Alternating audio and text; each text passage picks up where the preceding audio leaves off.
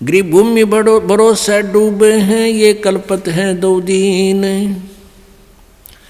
सबका सतगुरु कुल धनी, मगर भया लोलीन।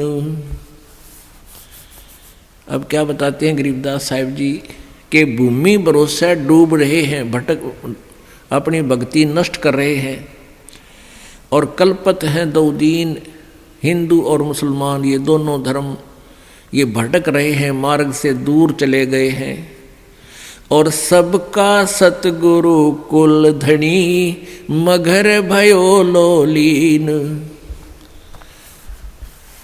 भूमि भरोसा डूबते हैं, जैसे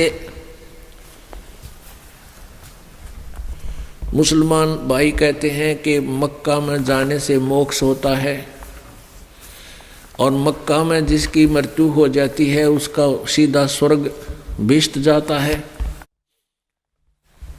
परमात्मा ने बहुत से उदाहरण दिए हुए हैं, और पंडित लोग कहा करते थे, ब्राह्मण हिंदू धर्म के गुरु, कि जो काशी शहर में मृत्यु को प्राप्त होता है वो सीधा स्वर्ग जाता है, और जो मगर मृत्यु को प्राप्त होता है वो गधा बनता है, वो नरक जाता है।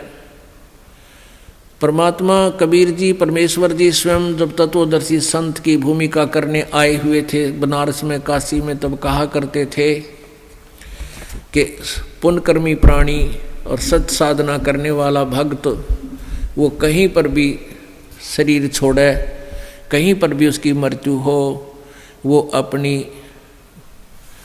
भक्ति की कमाई से अपने इष्ट के पास चला जाता है, वो नरक नहीं जाता। और दुष्कर्मी प्राणी, सत भक्ति ना करने वाला भक्त, चाहे कहीं पर भी काशी मरो चाहे मगर मरो, वो सीधा नरक में जाता है। लेकिन ये बात उन काशी के पंडितों के गले नहीं उतरे थी। इस भ्रम को मिटाने के लिए परमेश्वर जी, कबीर जी ने कहा कि भाई मैं मगर में शरीर छोड़ूंगा, मैं मगर में शरीर छोड़ूंगा, और पंडितों तुम मेरे साथ चलो, और थारे ये पत्रे वत्रे ज्योतिष जातिष सारी इकट्ठी कर ला लियो तुम, और बता दियो फिर यहाँ उपस्थित लोगों को कि मैं कहाँ गया हूँ, ईमानदारी से बताना। मैं जो साधना कर रहा हूँ वो सत साधना है। परमात्मा एक लीला करने आए थे, उदाहरण देने आए थे, और भ्रम मिटाने आए थे। काशी में क्या कर रखा था इन नकली गुरुओं ने, ब्राह्मणों ने, इन दुश्मनों ने हमारे साथ क्या कर रखा था? झूठ ऐसा बहका रखा था हमारे पूर्वजों को कि जो काशी में मरता है वो सीधा स्वर्ग जाता है। तो श्रद्धालु व्यक्तियों ने, जिनके पास कुछ धन अच्छा था, धनी लोगों ने, विशेषकर वैश्य कुल के लोगों ने, वाणियों ने, उन ब्राह्मणों की बात को बहुत महत्व दिया। उनके बुजुर्ग कहने लगे, बेटा हमारी मृत्यु तो होनी है, यदि हमारा काशी में कुछ दिन निवास हो जाए लास्ट में तो हमें स्वर्ग मिल जाएगा, गुरुजी बताते हैं। तो उन भक्तों ने सोचा भी माँ बाप ने सारी उम्र हमारे लिए बहुत कुछ किया है, और अंत के समय में इनको काशी में कोई किराए पर मकान लेकर नौकर छोड़ जाएंगे, ये वहाँ मृत्यु को प्राप्त हो जाएंगे, गुरुजी के वचन भी सुनते रहेंगे और इनका कल्याण हो जाएगा। ऐसा करना शुरू कर दिया।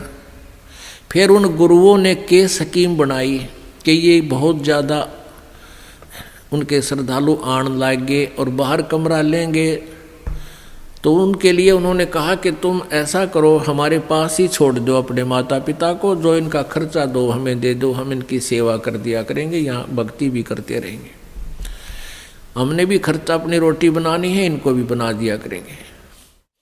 अब लालच में वह आफत मोल ले ली उन पंडिता ने। अब बुढ़ा और बुढ़िया ने वहाँ छोड़ा और उनको महीने के 10-20 रुपये देने लगे। पहले 10-20 रुपये बहुत ज़्यादा होते थे, 20,000 के करीब होते थे। तो ब्राह्मणा के जी सा आ गया उन नकलियाँ के गुरुओं के, जो उनके गुरु थे। एक गुरु के पास और 20-20 बूढ़ा बूढ़िया इकट्ठी होगी, और बूढ़ा बूढ़िया तो एक ना संगवाया ज़्यादा तकलीफ हो जाता है, और उनने हो गए 10-10 20-20 एक के पास, गुरु जी के पास। अब उनने मुश्किल माच की कि क्या करें, या लालच में आप पत्तों मोल ले ली। फिर उन्हें स्कीम बनाई उन दुष्टों ने। क्या स्कीम बनाई कि भाई एक ऐसी अफवाह फैला दो, एक ऐसी प्रोपगंडा छोड़ दो कि भाई, उन्होंने क्या स्कीम बनाई कि कह दो जो शीघ्र स्वर्ग जाना चाहता है उसके लिए भगवान की तरफ से एक क्रोंत आता है। क्रोंत एक आरा होया करे लकड़ी काटने का, लंबे लंबे दांते नु आर पार कर देता लकड़ी को। वो गंगा दरिया के किनारे एक स्ट्रक्चर सा बना के ऐसे, और उसके अंदर एक आरा ऊपर नीचे आन का एक थोड़ा सा स्थान छोड़ दिया, और उसके चलाने का हैंडल काफ़ी दूरी पर कर दिया रस्सों से। ढीला छोड़े तो वो नीचे आ जा, ऊपर खींचे तो ऊपर चला जा। और ये प्रोपगंडा फैला दिया भाई, जिसने जल्दी स्वर्ग जाना हो भगवान की तरफ से एक क्रोंत आता है, और वो क्रोंत जिसने काट देता है उसका सीधा स्वर्ग चला जाता है। अब परमात्मा पाने के लिए उन बूढ़ा बूढ़िया ने सोची हमने मृत्यु तो होनी है, और बुढ़ापे में दुखी हो रहे हैं, और क्यों ना क्रोंत ले ले। उसकी एक्स्ट्रा फीस रख दी,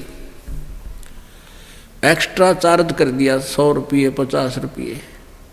अब उन बूढ़ों ने बुजुर्गों ने अपने बच्चों से कहा कि बेटा हम भी तंग आ गए हैं इस शरीर से, और गुरुजी बता रहे हैं कि भगवान की तरफ से क्रोंत आने लग गया है, और जो उस क्रोंत में अपनी गर्दन हलाल कटवा लेता है वो शीघ्र स्वर्ग चला जाता है। बेटा 50 रुपये फीस लगती है, आप देख लो।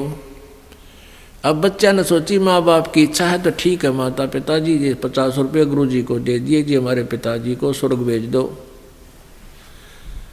अब वो लागे कसाई वाला कर्म करने, वहाँ नीचे गर्दन रखवावे और ऊपर तय क्रोंत आवर उन्हें काट दे। इस प्रकार स्वर्ग भेजन लाग गए, क्यों पीछा छुटवाना था उन्हें तो अपना।